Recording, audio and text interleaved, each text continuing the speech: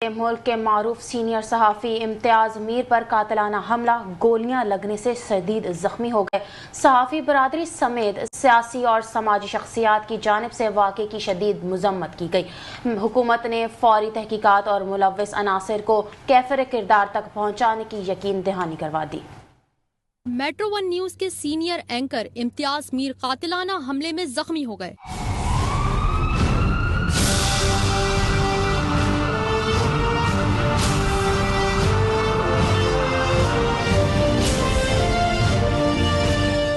ये वाकया गुज़िश्ता रात इस वक्त पेश आया जब वो अपने दफ्तर से घर जा रहे। नामालूम मोटरसाइकिल सवार हमलावरों ने इन पर फायरिंग की और मौके से फरार हो गए। फायरिंग का वाकया सऊदाबाद थाने की हदूद में पेश आया। इम्तियाज मीर को फौरी तौर पर करीबी अस्पताल मुंतकिल किया गया। डॉक्टर्स के मुताबिक इन्हें 4 गोलियां लगी। सहाफी इम्तियाज मीर को चेहरे, सीने और बाजू में गोलियां लगी थी। इब्तदाई तिबी इमदाद के बाद इनका ऑपरेशन किया गया। अब इनकी हालत मुस्तहकम है।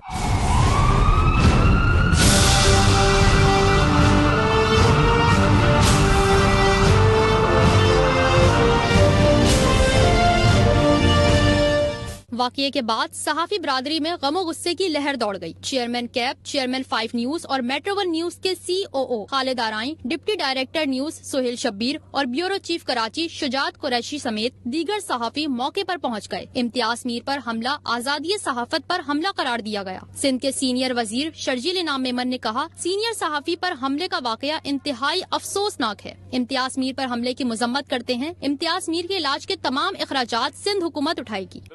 हुकूमत ने एक्शन लिया है और FIR भी कटेगी और जो भी कल्प्रिट होंगे उनको गिरफ्तार करेंगे।